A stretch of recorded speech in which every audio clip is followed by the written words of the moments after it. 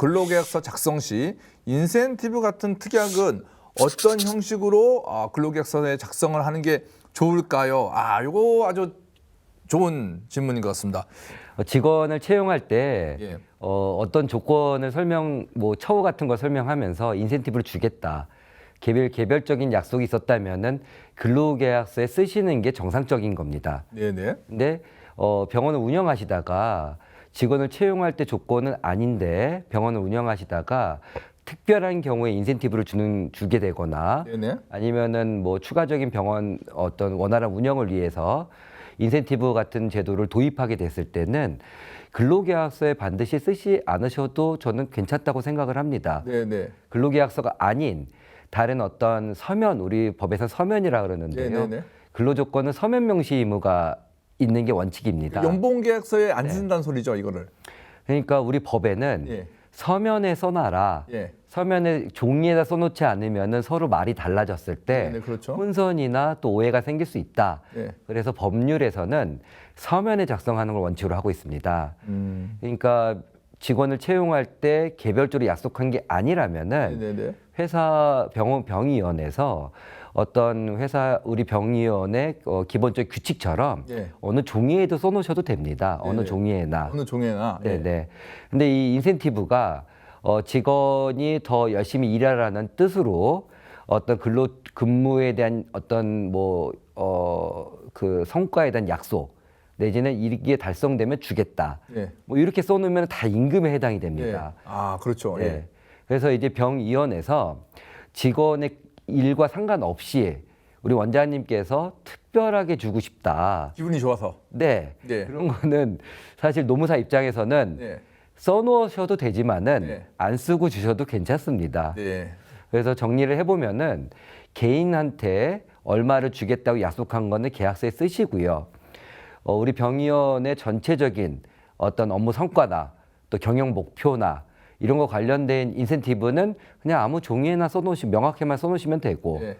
또 병의원에서 특별하게 연말에 어떤 세금 신고보다는 직원한테 인건비를 주는 게 낫겠다. 네네. 이렇게 주시는 거는 특별하게 그걸 우리 호의적으로 준다고 합니다. 네. 이런 거는 서면에 쓰지 않고 주시는 게 네. 훨씬 더 법률적으로는 타당합니다. 네. 자, 여러분 요거 어떻게 이해하셨는지 모르겠는데 제가 경험한 바로 알기 쉽게 설명을 드리겠습니다. 제가 한 4, 5년 전만 해도 인센티브를 3, 4개월 간격으로 이렇게 주거나 그랬을 경우에 이게 이제 어떤 매출액에 연동시켜서 했을 경우에는 이거를 그 급여에 넣더라도 사실은 이 인센티브가 4, 5년 전만 하더라도 평균 급여에 들어가지가 않았어요. 근데 최근에는 이게 평균 임금에 들어갑니다. 최근에 언제부터인지 제가 잘 모르겠지만 분명히 제가 알기로는 4, 5년 전에는 이게 평균 임금에 들어가지 않았거든요. 그래서 만약에 인센티브 얼마라고 그걸 딱 쓰면 이게 이제 평균 임금에 들어가게 되는 거죠. 그래서 우리 노무사님께서는 그냥 쓰지 마라. 그래서 그냥 나중에 그냥 기분 좋아서 준 걸로 하자. 이렇게 하면 이제 기록이 남지 않기 때문에 그게 평균 임금에 들어가지 않을 수 있다라고 이제 말씀을 하는 겁니다. 이렇게 이해하면 되겠습니까? 다소 과장된 측면도 있지만 제가 약간 조금 부풀린 거 좋아합니다. 취지는 그렇습니다. 예, 제가 뻥카에 좀 유능해서 요렇게 저는 마무리하도록 하겠습니다.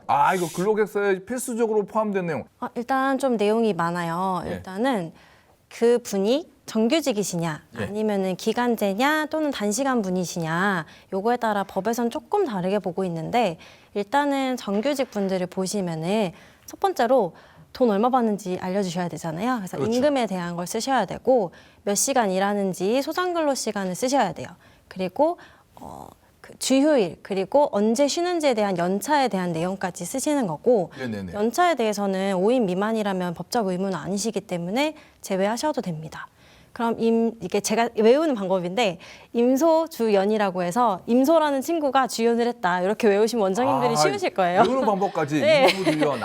임금 예. 쓰시고 소상근로시간 쓰시고 예. 주휴일 또는 휴일 쓰시고 연차까지 쓰시면은 이제 필수적으로 예. 서면으로 줘야 되는 그 명시사항은 다 챙기신 거예요. 예. 당연히 근로계약서에 다 들어가셔야 되고 이게 끝이 아니고 예, 또 어디서 뭐 있습니까? 일하는지 예. 어디서 그 장소랑 일하는지. 예. 어떤 일 하는지 업무까지 쓰셔야 되고요. 예. 규모가 좀 있다 있다 했을 때는 취업 규칙에 관해서 또 네. 내용이 들어가야 되고 그렇겠죠. 예. 예, 그리고 규모가 더 커서 기숙사도 있다. 예. 근데 이분이 기숙사에 거주할 분이시다 했을 때는 기숙사 사치까지 들어가야 되는 게 정규직에 대한 내용입니다. 예. 이게 좀 빠지거나 했을 때는 1인당 벌금이 부과될 수가 있어요. 1인당 벌금 항목도 한 명 기준. 항목은요? 네, 항목까지는 아니고 항목까지는 벌금형이에요. 아니고. 예. 근데 저는 항목만 빠져도 하나 항목당 이게 뭐 드는 줄 알았어요. 그거는 그거는 사람당. 그거는 이제 기간제분. 기간제분일 때는 예, 기간제랑 단시간 근로자이신 분들 같은 경우에는 제가 말씀드린 거 외에 조금 더 추가가 돼요. 기간제 쪽이 더 그 항목이 좀더 근로자에 대한 많아요. 권리가 더 관원이 더 강화돼 있네요 보니까. 아무래도 조금 더 보호 필요성이 많기 때문일 거라고 취지는 예상이 되는데 일단은 계약직 분이시면 당연히 계약 기간을 쓰셔야 되는데 이때 법에서 정한 특수한 케이스가 아니라면은 최대 2년까지 사용이 가능하시고요. 예. 그거 말고 휴게에 대한 사항도 쓰셔야 돼요. 언제 쉬는지. 그렇군요. 예. 예, 그리고 단시간 근로자시다 했을 때는 이분이 언제 일하고 일하는 날짜에 몇 시간 일하는지까지 쓰셔야 됩니다.